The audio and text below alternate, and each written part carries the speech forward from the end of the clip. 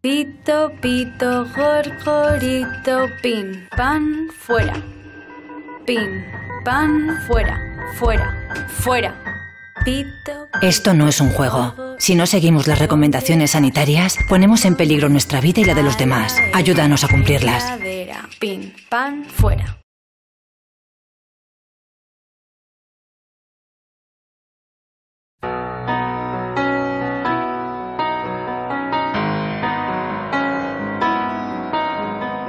No sé ustedes, pero a mí me entra un escalofrío cuando veo nuestras calles, playas, carreteras y plazas así de vacías. Aunque es cierto que mi memoria ha borrado casi todo el tiempo que estuvimos confinados, aún recuerdo la angustia que me daba ver la vida pasar desde mi ventana, siendo consciente de que tuvimos que frenar en seco para salvarnos. Un paréntesis obligado, porque la pandemia nos pilló por sorpresa, un parón que no nos podemos volver a permitir. Pese a ello, aquí estamos, viendo que la segunda ola de contagios ya nos moja los ñoños. Por eso, hoy vamos a hacer un repaso de normas viejas y a ver otras nuevas para evitar otro paréntesis que ya se convertiría en un punto y final.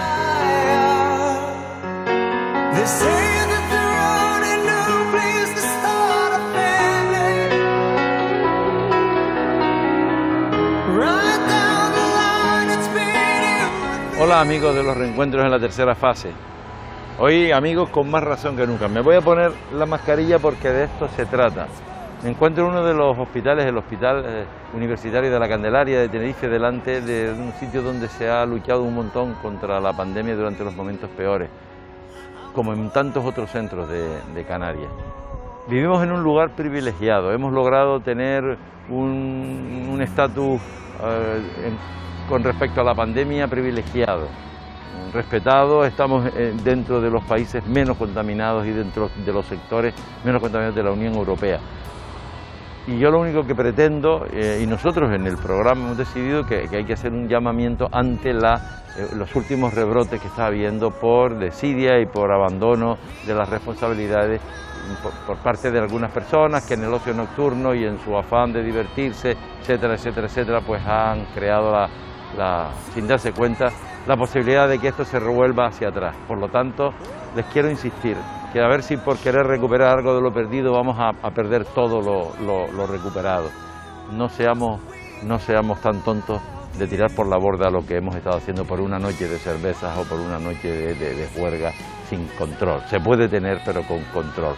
Mascarilla, distanciamiento, lavado de manos, higiene y cuidado con las personas y con los contactos. Por favor, mantengan eso, y a las personas que tienen cerca gente que tiene tendencia a hacer esto, pues por favor, no les dé vergüenza en llamarles la atención, porque haciendo eso estamos mirando no solo por todos nosotros y nuestra seguridad, sino por el futuro de todo un sector que vive de esto, y el efecto dominó es que empiezan a caer todas las economías como esto se vuelva a la marcha atrás y se vuelva al confinamiento. Va muy en serio, aunque lo hagamos con una sonrisa aquí debajo de la máscara, pero ya lo saben. Control, mascarilla, higienización y por favor no perder el norte de que en esto estamos todos implicados, todos, desde el más pequeño al mayor. No lo olviden, cuento con ustedes.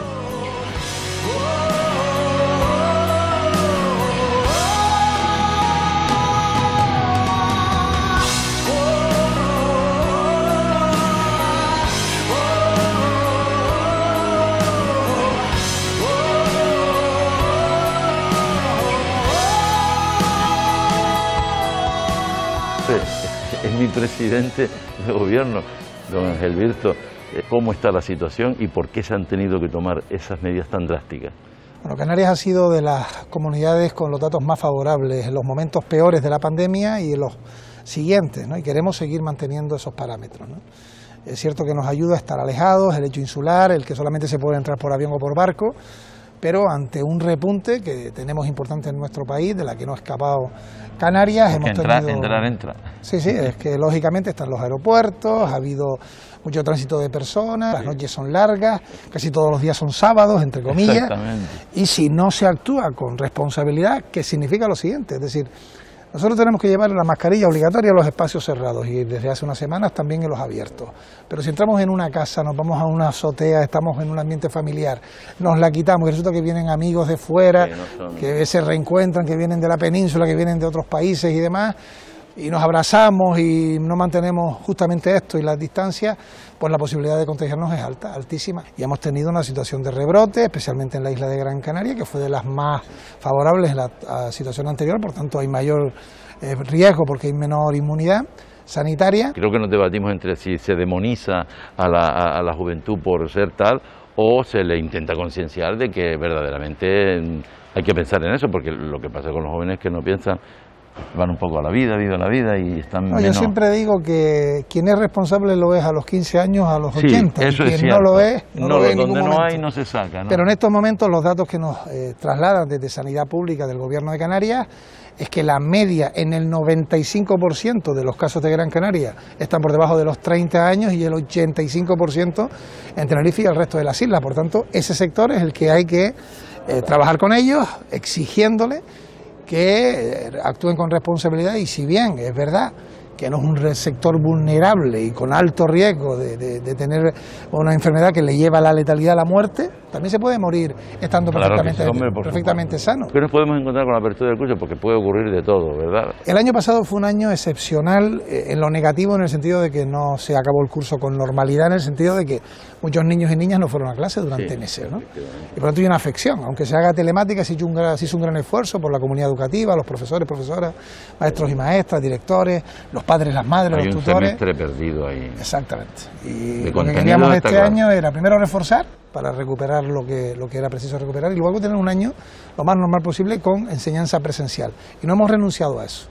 Es cierto que hay distintos protocolos y actuaciones según cómo camine la pandemia. Los primeros que van a ser preservados son los de infantil y primaria, que serán los que irán siempre, si no es imposible, a la enseñanza presencial. Aulas burbujas, un número limitado de personas, contacto determinado con un docente de manera permanente. Pero la famosa burbuja esta de la pecera, yo me lo imagino todos haciendo así los estudiantes, pero la burbuja, sí. Ángel Víctor, la burbuja desaparece a las 4 de la tarde, cuando el niño, a las 3 de la tarde cuando el niño se va a su casa.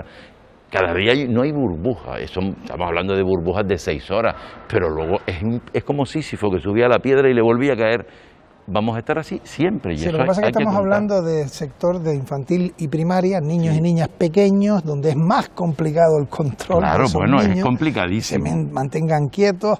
El docente va a estar siempre con ellos, exclusivamente con ellos, no se relacionará con otra aula burbuja. Vale. Esos niños no se relacionarán ni en los recreos con otros niños de otras aulas y por tanto es una especie de familia conviviente. Pero es una burbuja, pero que van a ir de su casa. Claro. ¿Y ahí qué va a pasar? Y va a haber un control a través del seguimiento de esos alumnos para que cuando salgan de ahí estén con sus padres en otros entornos. Un compromiso familiar, claro, yo conducía a esto, que tiene que haber una llamada muy importante la familia, porque en el fondo, oye, estamos en un mundo, el mundo se ha estado contaminando siempre y somos una especie... Ocurre que esos niños nunca han vivido esto, no queremos que cuando crezcan tengan ese trauma de que en su infancia quedaron, porque así va a ser, mediatizados por la COVID, o sea, ya nunca serán niños iguales, todos hemos tenido algo en nuestra infancia.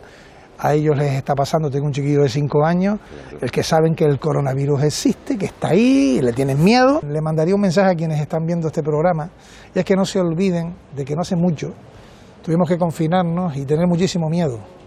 Que la gente se moría y lo veíamos en el telediario, que no podíamos ver a nuestros padres, a nuestros hermanos, ni a nuestros amigos. Y hubo días en donde la angustia era superior a la esperanza, ¿no? Pero de aquello salimos. Y cuando yo intervenía decía que Canarias estaba siendo responsable, que la sociedad civil estaba demostrando en Canarias que estaba a la altura y se hicieron las cosas bien. Una vez que hemos salido de esta especie de jaula en el que nos quitaron la libertad porque la sanidad nos obligaba a que estuviésemos enjaulados, que no volemos alocadamente, que no pensemos que fuera de la jaula el peligro acabó, es justamente al revés. Si no hacemos las cosas bien cuando estemos en libertad, tendremos que volver otra vez al enjaulamiento y eso sería también la destrucción de nuestra economía. A los que sean un poco escrupulosos les voy a pedir que cierren los ojos. Ya, ¿no? Pues ya puedes enfocar la sangre. Este es el Instituto Canario de Hemodonación y Hemoterapia, donde se concentran las donaciones de sangre. Si normalmente nos costaba ir a donar vida, ahora con la pandemia se ha puesto la cosa aún más pelúa. Y eso, que como va a comprobar Paco, donar sangre es completamente seguro. Por cierto, ya pueden abrir los ojos. Estamos en el Instituto Canario de Hemodonación, que es un centro por excelencia de solidaridad, y vamos a hablar con Elsa Brito, que es la responsable de comunicación del instituto. ¿Qué tal, Elsa? Un saludo. Puede resultar paradójico pensar que en un centro de hemodonación, donde los controles tienen que ser exhaustivos desde siempre, ¿qué más controles podrían ustedes hacer con la pandemia que no hubiesen hecho ya? Pues nos hemos tenido que ir adaptando como el resto de la sociedad. El uso de mascarilla, claro, tanto al donante como a todo el personal que trabaja en el centro. Claro, y la interrelación quizá con las personas es lo que más habría que cuidar. Otra de las cosas que también hemos tenido que adaptar es la cita previa. Antes podías ir a donar directamente sin necesidad de tener cita, salvo para la donación de aféresis o la donación de plaquetas, pero ahora toda la donación se realiza mediante cita previa. Empezamos citando nosotros como locos por teléfono llamando a los donantes. Desde hace una semana ese servicio nos lo está haciendo el 012, la verdad es que es mucho más ágil y más rápido. Limpieza, desinfección siempre ha habido, pero ahora se profundiza aún más. El ritmo de donaciones se ha ido normalizando, la gente tenía miedo, lo ha perdido. Tenemos que decir que durante la etapa de confinamiento, la verdad es que la respuesta de los ciudadanos fue bastante positiva. No se podía salir a la calle, por un lado nos decíamos no se puede salir, y por el otro nosotros decíamos hay que salir para donar sangre. Lanzamos una campaña, haz una excepción excepcional, donde decíamos para donar sangre sí se puede salir a la calle. Otro problema que nos encontrábamos, nos decían, si me para la policía, ¿qué hacemos? ¿Cómo justifico yo que voy a donar sangre? Pues un sistema de SMS donde le confirmábamos la cita al donante. También es verdad que las necesidades hospitalarias eran menores, es decir, todos los esfuerzos estaban centrados en la COVID y se atendían pues pacientes oncológicos, que siempre hay que atender los que necesitan hemoderivados, urgencias y situaciones críticas. Aquellas intervenciones que no requerían de una intervención inmediata se fueron retrasando. Hay que decir dos cosas importantes. Primero, que la sangre no se puede fabricar, es decir, la única manera que tenemos de obtenerla es a través de ese acto de responsabilidad social que es la donación de sangre. También recordarles que la sangre caduca. Es decir, cada vez que donamos sangre obtenemos 3 productos, glóbulos rojos o hematíes, plasma y plaquetas.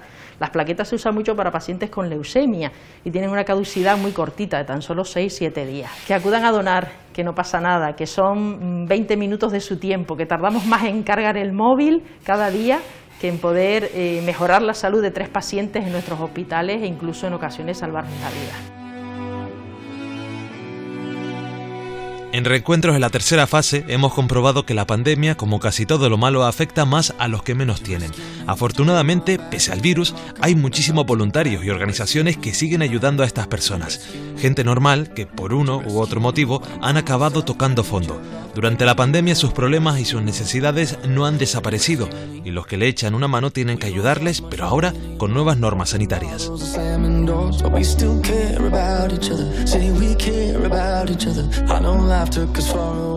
Hemos venido a un sitio donde tenemos más solidaridad, en Irichen. Irichen, que es una fundación para el tratamiento, ayudar a las personas con problemas de adicción. Estoy con Juan José Pérez, que es director de Irichen, y con Jorge Hernández Duarte, que es el presidente de la Fundación Irichen. Vamos a ver, lo primero de todo, ¿qué labor desarrolla Irichen? A lo mejor te interesa más eso. Pues, como dijiste al principio, trabajamos con las personas con problemas de adicciones y lo hacemos desde 2 perspectivas, no solamente desde la asistencia cuando las personas tienen un problema y quieren salir, sino también desde la prevención.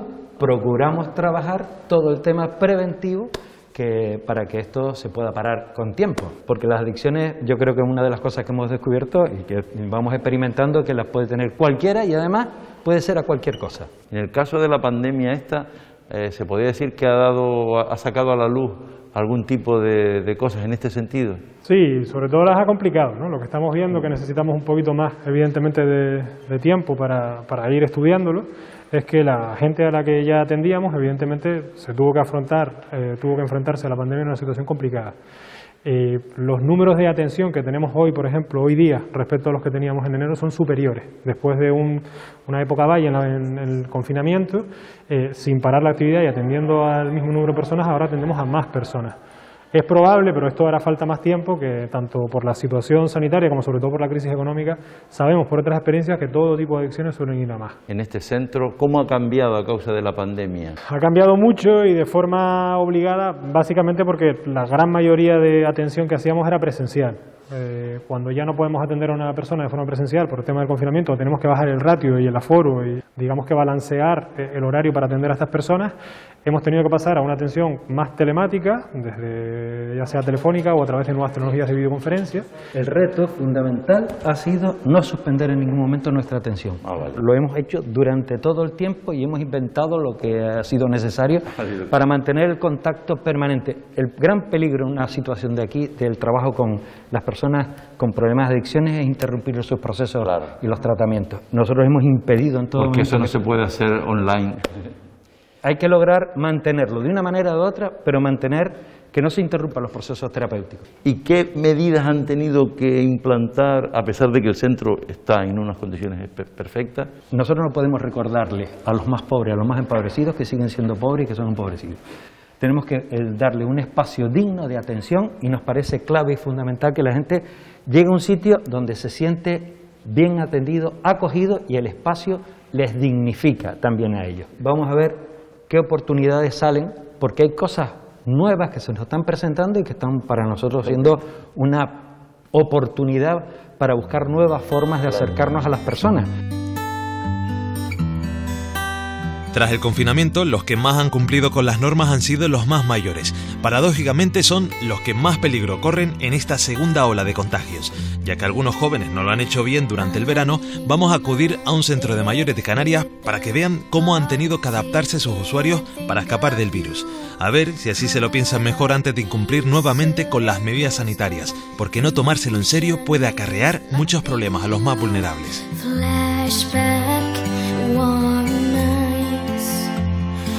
Estoy con Rubens Ascanio, que eres el concejal de Bienestar Social del Ayuntamiento de San Cristóbal de la Laguna.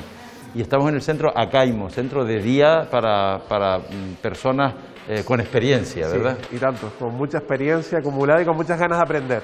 Y un centro como esto, que tiene tanta experiencia, ¿durante cuánto tiempo estuvo cerrado con la pandemia? Estuvimos desde mediados de marzo hasta finales de junio cerrados, pero activos, porque el personal del centro la verdad que ha estado manteniendo el contacto desde el minuto 1 a distancia. Se han reincorporado, tenemos 2 grupos más reducidos, hemos reducido a grupos de 15 máximo. Y una vez que se ha reabierto el centro, Rubens, ¿qué medidas han tenido que pasar estas personas novedosas claro. y cómo las llevan? Lo primero es verdad, hacer los test PCR que son necesarios para asegurarnos que todo el mundo estuviera bien. La verdad que todo el mundo, tanto trabajadores como los usuarios, han estado perfectamente. Y después toda la parte de la higiene, de la limpieza de todos los objetos, que esos pequeños grupos tienen las distancias de seguridad adecuadas, los 2 metros de seguridad que establece la normativa. Y sobre todo, cada vez que alguien entra o sale del centro, se mantienen todas las medidas de control de temperatura y demás. Y las actividades y el transporte y todo eso también ha tenido que ser revisado, ¿no?, en los protocolos. Claro, al ser grupos más pequeños es más fácil mantener esas distancias de seguridad, el uso de la mascarilla es obligatorio. Las personas que tienen problemas respiratorios también utilizan unas pantallas plásticas que les permiten, evitar la mascarilla, que les genera problemas respiratorios también. Hay que ver lo que son las cosas cuando la anterior crisis y durante esta, los mayores, los abuelos y tal, todo el mundo se acordaba de ella, y que eran incluso a familias enteras que vivían con la ayuda que los abuelos aportaron en la crisis, con sus pensiones y sus cosas. Ahora vemos que son vulnerables. A lo mejor es que nos acordamos solamente de ellos cuando las cosas están mal, ¿no? y tienen más importancia de la que pensamos. Fundamental. Ahora mismo fueron la primera línea de defensa de muchas familias en la pasada crisis y ahora siguen siéndolo. O sea, evidentemente los ingresos de las personas mayores muchas veces son el sustento de muchos núcleos de hogar donde sus miembros han perdido el empleo o están en situación de mayor necesidad. Tan inútiles no son. No, al contrario, lo dices perfectamente. O sea, la utilidad, porque a veces somos una sociedad que hablamos mucho en el sentido de ser útil o no serlo, la utilidad de los mayores la detectamos en estos momentos de crisis, esa necesidad de poner en valor ese trabajo y ese esfuerzo. Durante el estado de alarma y en especial en estos meses de verano han llegado miles de personas en pateras o cayucos, migrantes que huyen de cosas que dan mucho más miedo que la COVID-19. Afortunadamente al llegar se han encontrado con personas que siguen ayudándoles tras un peligroso viaje, que ahora deben adaptar su solidaridad a los tiempos de pandemia. De las cosas que verdaderamente necesitan de la solidaridad, nos parece que una puede ser el drama y el problema de la inmigración. Hola Juan Carlos. Hola Paco, buenas tardes. Es coordinador de SEAR, que es la Comisión de Ayuda al Refugiado, Española de Ayuda al Refugiado. Sí, una organización social. Llevamos más de 30 años por aquí, por Canarias, trabajando con personas refugiadas, personas inmigrantes vulnerables, intentando generarles de alguna forma bienestar en sus proyectos de vida y dignidad, que es algo bastante importante.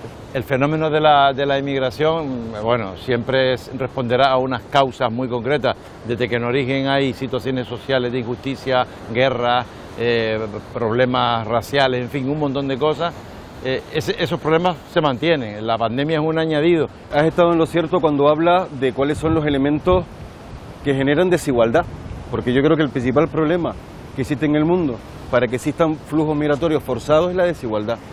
La gente está perseguida, la gente está en situaciones de empobrecimiento que vulneran sus derechos económicos, sus derechos sociales. La gente se encuentra en una situación bastante frágil en sus países de origen en el que no pueden desarrollar un proyecto de vida ni siquiera medianamente digno. La pandemia, para las personas que migran, creo que no es importante. Si fuera importante, veríamos situaciones en las que las personas no querrían venir. Y las personas siguen viniendo, porque sus razones, sus causas, son mucho más profundas que una pandemia como el coronavirus. El coronavirus lo que añade es gravedad a la situación de la imposibilidad de poder salir, encontrarse en un contexto en el que en países, digamos que frágiles a la hora de dar cobertura a las personas que migran, la pandemia lo que hace que impide a las personas acceder a un lugar seguro en el que desarrollar su proyecto de vida. Eso yo creo que es el principal efecto con respecto a las personas que migran. ¿Ha aumentado el nivel de solidaridad para con esas personas o ha sido todavía más reticente la sociedad? Mira, fíjate, yo creo que un aprendizaje que obtenemos de una situación como la que hemos vivido es que la comunidad de alguna forma ha funcionado. Nos hemos ayudado unos a otros, hemos colaborado con nuestros vecinos, hemos visibilizado una realidad que quizás era bastante ajena en nuestro día a día, muy invisible, muy secundaria. Con respecto a las personas migrantes, yo creo que también ha habido un movimiento, principalmente entre ellas. Se han ayudado, se han apoyado. También la ciudadanía canaria es una ciudadanía solidaria, en líneas generales. Pero también es verdad que en situaciones de fragilidad, de escasez de recursos, surgen mensajes xenófobos, racistas, mensajes que criminalizan la realidad migratoria a las personas, las cosifican y no las entiende como sujetos de derecho como somos tú o yo. ¿Estas personas se las puede tener en cuarentena en condiciones dignas? Mira, un elemento importante y que es una gran buena práctica, y es que a todas las personas que llegan les realizan la prueba PCR, de tal manera que podemos perimetrar de una manera muy clara si hay personas que están contagiadas de COVID-19 o no. Así se está demostrando. Por otro lado, el hecho de que los espacios de cuarentena son mejorables.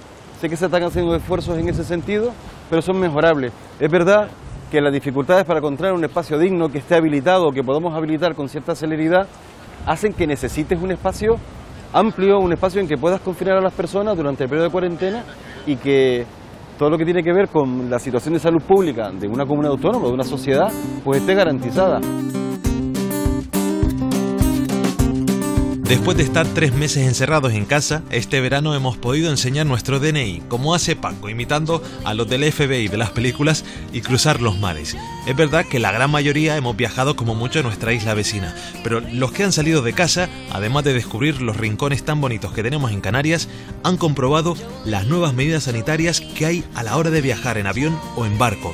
Ya saben que para que todos lleguemos a buen puerto tenemos que ser muy cuidadosos siempre, en especial cuando vamos de un lado para otro.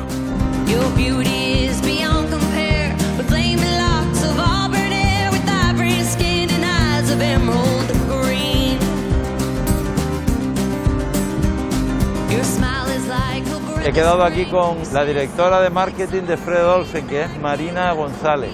Buenos días, Paco. Hola, Marina. Oye, lo de Marina, no, te valió en el currículum que te llamaras Marina, ¿no? Por supuesto, esto nada es casualidad. Bueno, yo he sacado el billete, que se saca sin papeleo y sin nada de nada, ¿verdad? Por nuestros canales online, digitalmente, se puede sacar, adquirir el billete, incluso aportar cualquier documentación adicional que sea necesaria.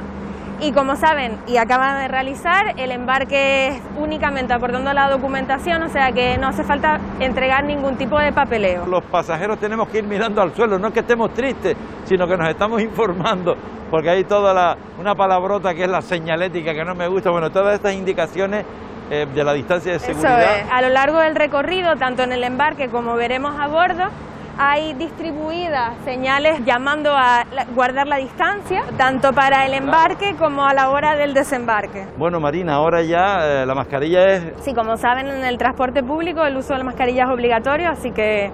Sí, que a lo mejor ahí fuera, tal, como están al aire libre, pero ya a partir de aquí entramos en el dominio del Debemos carnaval. utilizarla, eso es. ¿Cómo se desinfecta una superficie tan grande? Pues nuestra tripulación lleva a cabo limpieza de manera continua, tanto durante las travesías como entre ellas. Y después, una vez al día, cuando el barco ya ha finalizado sus operaciones, se realiza una desinfección en profundidad. ¿Con alguna máquina específica para limpiar esos espacios? Pues tenemos la maquinaria y los productos aprobados por Sanidad, sí, y también por nuestro protocolo de AENOR, que nos garantiza que tenemos un protocolo frente al COVID. ¿Ha habido que invertir mucho, un gasto añadido en todo lo que es el proceso de desinfección? Por supuesto, desde enero la compañía comenzó a trabajar en las medidas frente al COVID. Y bueno, hasta el momento se han invertido más de 250.000 euros en medidas que, por supuesto, muchas de ellas ya han llegado para quedarse. Ustedes se preocupan de la protección de los pasajeros, pero también del personal, porque estoy viendo que hay una serie de medidas. Pues efectivamente, como comentabas, también se han puesto en marcha medidas para nuestra tripulación, entre la que, por supuesto, todos llevamos la mascarilla, tenemos mamparas, se recomienda el pago preferente con tarjeta, pues también para no estar manejando efectivo, y luego tenemos señalética también aquí a bordo, como pueden ver, pues para que los clientes guarden la distancia a la hora de adquirir cualquier servicio. Desde el comienzo del confinamiento, las compañías de transporte se tuvieron que mantener ahí para garantizar unos servicios mínimos. Pues como bien dices, hubo que mantener los servicios mínimos porque al final pues las navieras y el transporte marítimo es esencial para la cohesión de nuestras islas. Sí que es verdad que a nivel de pasajeros el volumen descendió a un 95%, o sea, fueron un 5% de pasajeros los que viajaban con respecto a anteriormente. Sí que es verdad que a nivel de mercancías sí que se mantuvo esos viajes porque obviamente es necesario para que las islas sigan funcionando. Todos los sectores económicos se han visto afectados por el dichoso virus. Paradójicamente, el que más ha salido airoso es el primario, que suele tener que luchar contra plagas, algunas bíblicas, aunque como saben, de la COVID no se libra ni el más santo, y por eso aquí han tomado también medidas sanitarias, para que todo vaya sobre ruedas y que el plátano que llega a nuestras casas solo venga con sus típicas motitas. El sector primario es una de las piezas clave y hemos venido hasta la zona norte a la Cooperativa Agrícola del Norte. Estoy aquí con Ricardo Díaz. Hola Ricardo, buenos días. Paco. ¿Qué se produce aquí? ¿Aquí qué cosas comercializan? Desde el año 2003, aparte de plátano, también somos OPFH, que significa productores de frutas y hortalizas. ¿Qué pasó cuando se declara el estado de emergencia y en ese momento, ¿qué pasa? Rápidamente tomaron medidas y pusimos 2 turnos, aquí hay unos 80, 90 trabajadores, entonces se dividieron en 2 turnos, un turno de 7 a 2 y otro turno de 2 a 9. ¿Ustedes quedaron como servicios esenciales? Claro. Al ser proveedores. Claro, aquí no se ha parado, aquí se ha seguido produciendo incluso la misma cantidad que se venía produciendo. Al dividir los turnos pues venían 40 y cuando salían esos 40 a las 2 entraban los otros 40.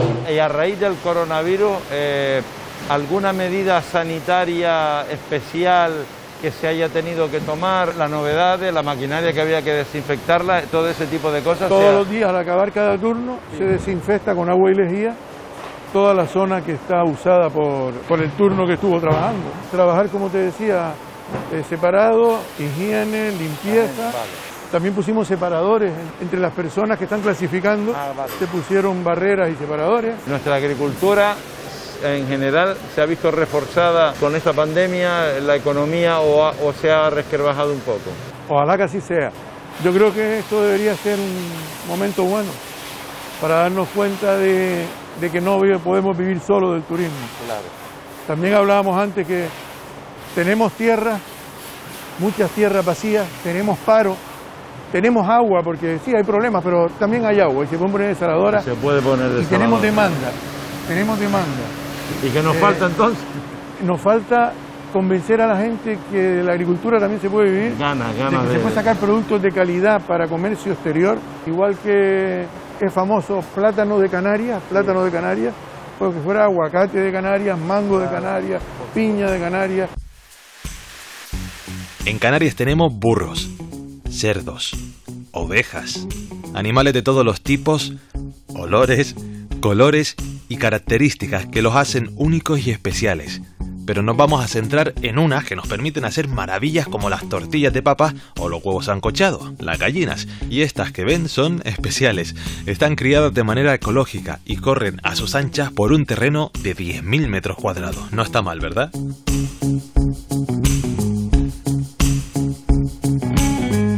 Hemos venido a una granja avícola, pero no una granja cualquiera, bueno, ni aves cualquiera, aquí no hay buitres ni cosas de esas, sino gallinas. Estoy con Carlos Pérez, que es el gerente de Terrafuente. Eso de ser ecológico no se obtiene, no lo puede poner cualquiera. No, hay una normativa específica a nivel nacional y controlada a nivel autonómico, en el que tienes que cumplir un número de espacio determinado por ave, espacio disponible, espacio libre, luego una alimentación determinada y una medicación o ausencia de medicación determinada. Sí, una atención médica en caso de necesidad que se tiene que atener a unas normas determinadas, ¿no? Sí, nosotros normalmente actuamos de manera preventiva, pero con ajo y limón. O sea, lo que se aplicaba a las personas se lo aplicamos de vez en cuando a las gallinas, cambio de estación, con conchilla, calcio, un poco mantener a la gallina fuerte para que sea más resistente a cualquier posible enfermedad que pueda caer. Nosotros estamos aquí en la puerta, no es porque que las gallinas no nos dejen entrar, sino que no se puede entrar, los humanos no podemos entrar salvo el personal adecuadamente aislado, etcétera, etcétera, porque al ser una granja ecológica pues no se pueden arriesgar a que se meta cualquier contaminante que luego obligue a alterar su medicación y haya que ponerle aquí barbaridades, que lo cual las obligaría a estar durante un tiempo también en cuarentena por esos medicamentos que hubiese que darle hipotéticamente, ¿no? Durante un año sin vender huevos, hasta que vuelvan a obtener la calificación de ecológica. ¿Cómo ha sido en cada sector el efecto del confinamiento, de la declaración de la pandemia, las medidas que se hicieron? ¿Qué me podías decir a este respecto? ¿Cómo los cogió? ¿Se notó menos aquí? Nos cogió desprevenidos como a todo el mundo. Al nosotros ser un sector agrario, sector primario, pues no tuvimos que cerrar. Lo que sí tuvimos que adaptar es turnos de trabajo, o sea, normalmente nosotros hacemos turnos de mañana, para dividir a la gente, hicimos turno de mañana y tarde. En cuanto a ventas, en un principio no tuvimos... No fue significativo la bajada. Significativa la caída. Lo ha sido después, casualmente después de la finalización del estado de alarma, ha habido una caída de la demanda. Al principio sí notamos sobre todo nosotros un aumento de la demanda insular, por todo el todo lo que se oía del producto local, de potenciar y tal, y porque no entraba de fuera. Pero luego sí es que ha bajado tanto lo local como lo de fuera. La tierra de Canarias es una paleta de colores, desde el blanco de las salinas, pasando por el dorado, amarillo, verde, marrón, naranjas, un sinfín de tonalidades que nos da sabor y vida, incluso hasta en el negro volcánico de lugares como Lanzarote. Aquí se han especializado en el vino. En este 2020 la uva no solo ha tenido que hacer frente a una sequía que ha adelantado la vendimia, sino ahora también a la pandemia, que ha cambiado la forma en la que la cultivan y comercializan. Rosana Montelongo, del Grifo, casi nada. ¿Qué tal, Paco? Hola. Buenos días. Estábamos preguntándonos cómo el dichoso COVID, cómo afectó a esta gran empresa como el Grifo. Bueno, la verdad es que, como el resto del mundo, ha sido un impacto fuerte. La parte de restauración de Horeca se ha visto muy tocada. Canarias es un paraíso turístico y no hemos tenido turistas, entonces forzosamente lo hemos notado. Está claro que llevamos 245 años existiendo y nos da cierta experiencia porque hemos vivido situaciones algo catastróficas, hambrunas, sequías, y de alguna manera en nuestro ADN está la resiliencia, ¿no? Y tenemos claro que vamos a sobrevivir. ¿En qué ha afectado, por ejemplo, en la parte de la producción, al personal, por ejemplo? Hemos tenido que buscar una forma de encontrar la seguridad para todos. Las distancias de seguridad son muy importantes, el gel hidroalcohólico, las mascarillas, principalmente administración, es donde nosotros recibimos proveedores. Entonces claro. Ahí pues sí que hemos tenido que poner mamparas, puntos de gel en cada poquito espacio para asegurar eso, que las personas que nos visiten no corren peligro y que nuestros empleados tampoco. Eso en cuanto a personal. En temas de elaboración teníamos la gran suerte de estar certificados en una norma de calidad desde hace ya varios años, una norma además muy dinámica, es decir, que cada año vamos adaptando según las necesidades y este año tocaba, por supuesto, por esta situación. En mayo hemos adaptado pues esa inocuidad para garantizar la confianza y la seguridad del producto. Oye, y ahora una pregunta de ingenuo. ¿Y en la forma de elaborar el vino ha influido algo el COVID? No, o sea, no. Para elaborar seguimos haciendo lo mismo. Bueno, lo que caiga dentro del vino, que se agüita con el no. COVID, porque se va listo. Me imagino que el teletrabajo se ha podido implantar en algunos sectores, pero también la televenta, la venta online. Claro, ha habido un mix, ¿no? Una parte en la que había áreas que sí que podían desempeñar el teletrabajo, como por ejemplo el comercial, o sea, hubo una etapa en la que no podíamos salir a visitar clientes, ¿no? Sí que podíamos llamar, entonces esa parte se hacía desde casa. ¿Qué pasa? La parte del campo, de producción, obviamente teníamos que desempeñarlo, desarrollarla aquí. Luego lo que me cuentas de la venta online, pues evidentemente ha sido un punto que se ha expandido, donde hemos notado... Ha aumentado, ¿verdad? Donde hemos notado sí un aumento de la venta, afortunadamente, o sea, los que nos encanta el vino, poder llegar a esos productos que como te digo, nos gustan, pues era una ventaja. Y luego la parte del supermercado, ¿no? Que duda cabe que es la que más se ha desarrollado, la venta de vino y de cerveza se ha disparado. Lo que no ha cambiado la COVID-19 es que si bebes, no puedes conducir. Mejor coger el transporte público, donde el virus sí que nos ha dejado algunas cuantas novedades. Normas para todos que hay que cumplir a rajatabla. El tranvía o la guagua son espacios cerrados, usados por muchas personas y en los que vamos más pegados de lo normal. Para que el coronavirus no sea uno de los pasajeros, hay que usar siempre la mascarilla y llevar bien limpias las manos. Es la mejor forma para no descarrilar.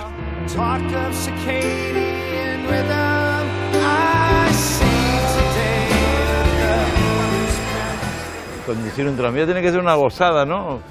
Pues sí, la verdad que es una responsabilidad y bueno, en fin, te tiene que gustar también, no es un trabajo que todo el mundo valga para él, pero la verdad que hay bastantes y buenos profesionales, ¿no? ¿Ya ha cambiado mucho el trabajo y tus usos diarios a partir de la dichosa declaración de pandemia y del estado de alarma? Pues la verdad es que sí, la verdad es que a nosotros nos ha afectado sobre todo a procedimientos internos, ¿no? A la hora de presentaciones, hemos suprimido el teléfono de la sala de conductores, por ejemplo, las presentaciones las hacemos de forma visual, la manera de cara al cliente, sobre todo la manera de operar nuestra gestión de puertas, porque antiguamente o siempre se ha realizado, que es el propio cliente el que, mediante el pulsador ejecuta esa apertura y con posterioridad se ejecuta el cierre.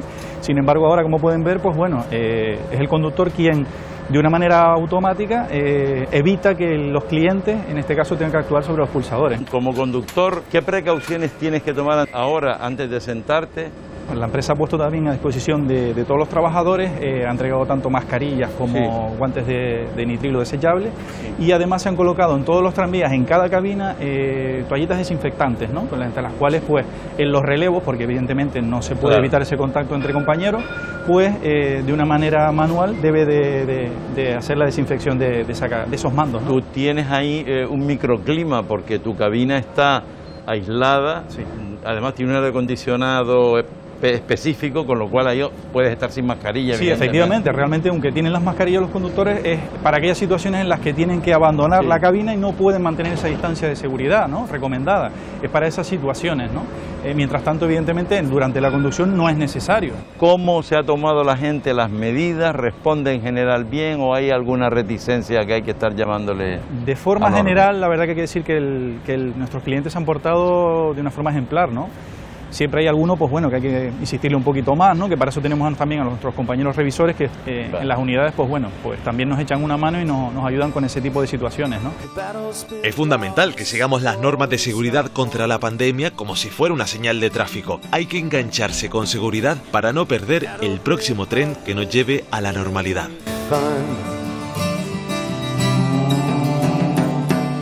Enrique Arriaga, saludos. Oye, como estamos a distancia adecuada, nos desenmascaramos un poco. Perfecto. Eres consejero de Carreteras, Movilidad e Innovación del Cabildo de Tenerife y también presidente del Metro Tenerife. ¿Cómo coge o qué influencia tiene inicialmente la pandemia en el funcionamiento del metro y de la movilidad en general? Pues ha tenido muchísima influencia, sobre todo en el tema de la ocupación. En las diferentes fases de la pandemia, pues tuvimos los puntos más bajos de ocupación del tranvía, tuvo en torno al 6% de la ocupación normal. Lo hemos ido recuperando y ahora en estos momentos ya estamos ya del orden del 60% de la actividad normal en Metropolitano. Tenemos la previsión de que probablemente nos quedemos en un 20% por debajo de lo que era la situación habitual que teníamos antes. No debemos olvidar que Titsa y Metropolitano el año pasado conseguimos un récord de pasajeros que no habíamos tenido nunca.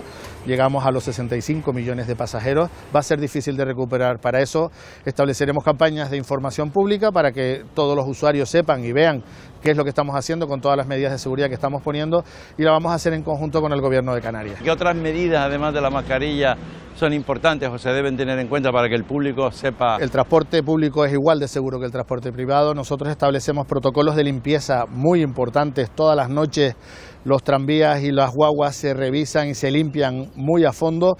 Luego también hacemos limpiezas en las estaciones, en las máquinas dispensadoras, en todo lo que son las barras, en bancos, en las paradas.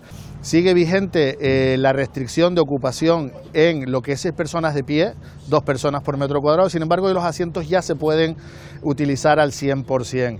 Y luego, pues tampoco se puede utilizar efectivo para evitar estar haciendo trasiego de dinero. En fin, son muchas medidas y evidentemente el uso de la mascarilla, que es obligatorio en todos los tranvías. Todas esas medidas que, como digo, hacen que el transporte público sea igual de seguro que el vehículo privado, y por eso animamos a toda la población a seguirlo utilizando. ¿La actividad se mantiene ahora mismo igual en líneas, en cuanto a líneas y en cuanto a servicios y horarios? No, estamos recuperando las líneas poco a poco. Bueno, las líneas están todas funcionando, lo que estamos son recuperando la frecuencia. Estamos ahora en un 86% de las frecuencias habituales.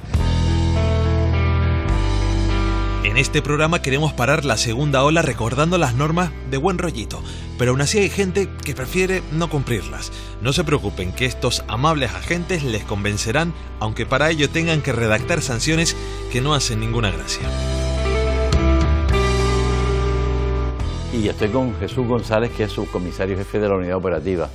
¿Podemos desenmascararnos? Podemos desenmascararnos. Encantado de estar con vosotros. ¿Cómo han tenido que alterar su protocolo durante la pandemia y durante las temporadas de control de las medidas? Bueno, nosotros empezamos ya el contacto con el coronavirus desde el primer contagiado alemán que hubo en La Gomera. Tuvimos que adecuar los protocolos de actuación para preservar el confinamiento que hubo en La Gomera de los 5 acompañantes alemanes. O sea, que tuvieron experiencia antes y durante, me imagino. Y ahora, ¿cómo cambió esas medidas que ustedes tienen que tomar? Por ejemplo, en el día a día, en la pedida de documentación a un vehículo, hay que darle el alto, cómo se acerca uno, qué medidas hay que tomar. Para dar seguridad sanitaria al personal con el que estamos interpelando, primero es la seguridad sanitaria personal de los agentes. Entonces, nosotros cambiamos el protocolo aquí en la base tanto de Tenerife y Gran Canaria, y empezamos a hacer un turno sanitario. Se empezó a entrar escalonado. Un tercio de los policías entraban a las 6, otros a las 7, otros a las 8. Se les dio un kit además personal, pues para de guantes, de mascarillas, tanto quirúrgicas como FFP2 también, para que pudiera interpelar. Y está claro que siempre que tengan que identificar en la calle a una persona o tengan que también abordar un vehículo, pues tienen que dejar la distancia de seguridad siempre que se pueda y tienen que trabajar con sus guantes y con su mascarilla. El protocolo de desinfección de los vehículos propios de la policía, pues también seguirá un estricto control. Hay una desinfección particular de los agentes, es decir, cada vez que viene un compañero y hay un relevo a mediodía, pues tienen que desinfectar el vehículo. Cada vez que llega un compañero a hacer tareas administrativas, pues tiene que desinfectar pues el lapicero, el bolígrafo, el ordenador, el teclado, el sillón. Pero aparte tenemos 2 empresas. Una empresa que desinfecta todas las instalaciones 2 veces por semana y todos los vehículos diariamente. A las 22 horas se desinfectan todos los vehículos de la base. O sea que pueden estar tranquilos si tienen que subir por algún motivo a un coche de la policía, que no se van a contaminar por nada. ¿Se ha notado entonces el descenso del uso del vehículo individual? Sí, se ha notado mucho. La movilidad. La movilidad, cuando el decreto de alarma empezó, el 14 de marzo, evidentemente había gente que podía salir en carretera, que eran los que iban a trabajar, pero un 90 y tantos % muy alto sí cumplió el estado de alarma. Evidentemente hemos tenido que extender boletines de denuncia, ¿no? Pues a gente por incumplimiento, ¿no? Pero siempre nuestra función ha sido más asesorar, advertir o educar la importancia de la seguridad sanitaria antes que denunciar o poder sancionar. En resumen, si usas el transporte público, debes consultar antes cómo pagar. Tu compañera de viaje siempre será la mascarilla.